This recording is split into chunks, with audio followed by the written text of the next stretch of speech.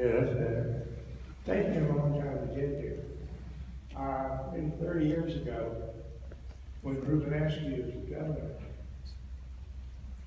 we had an appointee from the state, and Ruben was appointed because back then, if you were in Florida, you weren't a vote, you were a Democrat, and our appointee was a Republican. So I got a call in my office and they asked me if I would take the appointment. And that was really special because you're all sitting in chairs that you occupied from the real heroes. Bob Colvin, L.B. Hankey, I got a list of them, Chris Sturgis, Art Long. These are people that shaped Florida dentistry.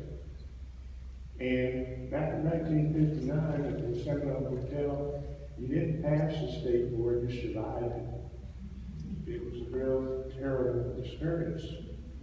But we had the finest dentistry in the country, and that meant the world. And it was motivated by the people who controlled the power. They were autocratic and they were active. But it was a great thing for the people of Florida.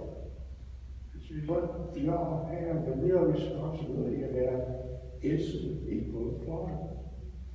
And the real cost of dentistry is doing it over. And so that if we can elevate the level of care through education and sometimes discipline, we serve people well. I'm a little embarrassed about that thing on TV. It wasn't my idea.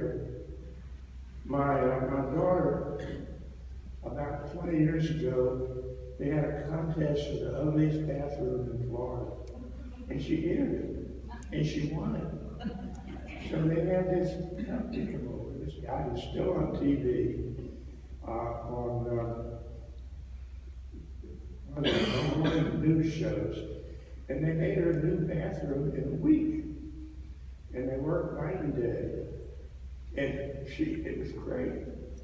So she saw an ad for something. They were looking for somebody to work past retirement age.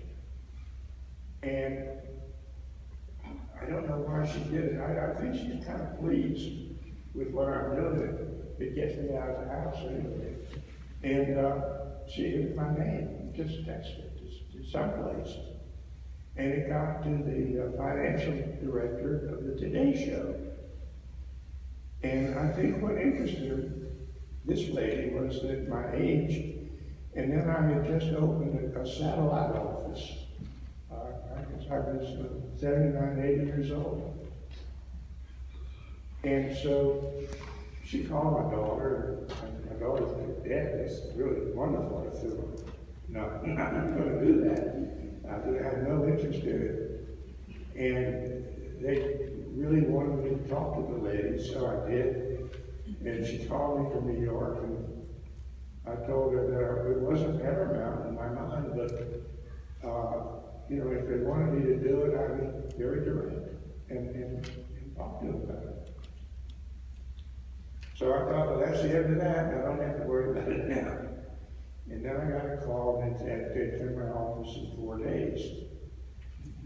Well, they showed up, and they were delightful. They had a cameraman from Tampa, and the lady was attractive, well-spoken, and asked me very penetrating questions. I decided that we have enough crime in Orlando now that CBS has a stringer down here full time. So she worked out in New York. Excuse me. And they were in my office for about 4 hours. Took a lot of film and asked me a lot of questions. And then I had real trepidation in what they were going to do with it. But as it turned out, it was really a pleasant experience. And the topic was, why did you do that? Why did you work at your retirement age? And essentially what my feeling was that I liked what I did. and I've been years learning how to do it. And when you get that sense of confidence, finally, you know, I wasn't the sharpest type in the box, and it was a long journey to get where I really felt secure in what I did. And I think to a degree we all feel that way. So I decided that I had some patients that couldn't see me anymore. And one particular lady who was the Woman of the Year in Orlando, who set up a program for displaced housewives. And I thought, well, hell, I'll go see her. So I started, and we got a little suitcase, and we actually went to the examining table at the medical office and examined and cleaned people's teeth in the assisted living area. And I realized there was a great need for dental care for these people. And as I became interested, their problems are very much different than yours today. And it's a critical time in their life because their medication has changed, their oral habits decline, and they have many problems with age. I used to be a little hesitant about working on older people, but then when I became one, they were my peers, so it wasn't bad at all. So now I've become a little knowledgeable about this, and since I probably won't have this opportunity again, I have some real thoughts about it, and I'll share it with you. 17% of the people in Florida now are over the age of 65. And nationally, this is a $63 billion difference in senior home care. These things pop up all over, and it's a real business now. And they have beauty parlors, they have bars, they have everything, but never a dental office. And it took me about 3 years to educate the personnel there to the need. And they finally built me an office, and I have a fully functional one-chair office in this facility. I still have my office in Winter Park. And I go there a week, a day, perhaps a week, sometimes a day and a half. It just depends on the need. But, you know, a reasonable person can have, a reasonably healthy person can have a 15 to 20-year stay in these facilities. And only 1 in 5 ever see a dentist. You can retire from the service in that length of time. So, and it's not regulated at all.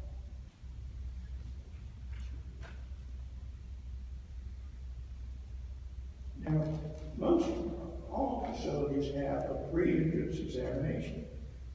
They find out what your general health is. And if you don't meet some qualifications, you don't get in. But they never have a dental exam. And of course, you know, dental disease is cumulative. You don't get it suddenly. It takes a long time.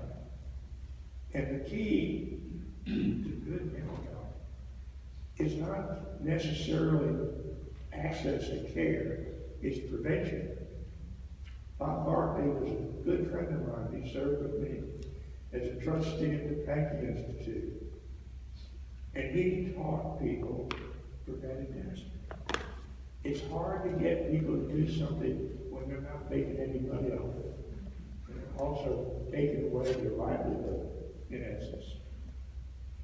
But this is what the crux of prevention is to prevent these people.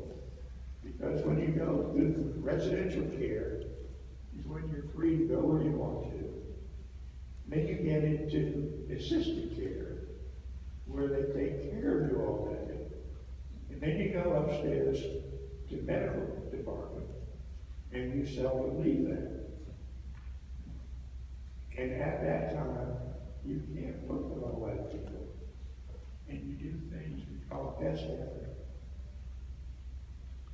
And, you know, you don't have to, just because you're old, doesn't mean you have to get poor care. I believe strongly that when I'm sick, I want good medical care. And when I have a dental problem, I want good dental care. And I'm really not very happy about somebody coming up in a van that may or may not be there again, and I may never see them again. But this is something that is perhaps y'all would want to look into. I'm used to having something to look at here. But you know, as I've experienced this over 4 years now, dental disease has a significant impact on several things. Your nutrition, basically. Your medical health, but almost as important, and many times more important, sociability. You know, when you live in a closed environment, you set a whole new set of friends. And I'm going to share with you a story that I experienced, and I'm afraid when I did, I was afraid if y'all found out about it, you'd take away my license. Because I had a 92-year-old lady who was attractive, well-spoken, intelligent, and wouldn't go downstairs because she couldn't chew, couldn't eat. And she had, so I said, well, you know, do what I can. And I made her a very good lower nature. And she had just 3 or 4 upper teeth. And so we placed some implants in her. And she was so pleased with that, she didn't like my denture. So we did a lower implant case. That was 5 years ago. And I saw her 2 weeks ago. And it's perfect. Now, in essence, what I've done with the help of my staff and the knowledge that I've gained through all these years, is that lady's life has been dramatically improved over that time. And that's less she had left. And these are the people, they go on cruises. And Terry Thacker one time told me that 60% of the money in banks belong to people over 65. So everybody's not destitute. And I would urge you to consider some sort of resolution where you have an outline of care for our senior citizens that are in these facilities. And it's important that when they get to that age, that one of the things, ethical standards, is autonomy. Allow people to have what they want. And you don't have to have expensive dentistry. There are alternative means of care where you do things, and sometimes it's the best effort that it's there to give them comfort, lack of pain, and the ability to socialize. I just want to thank you for allowing me to come. It's a real privilege. And being invited is better than getting a speed. So, thank you very much.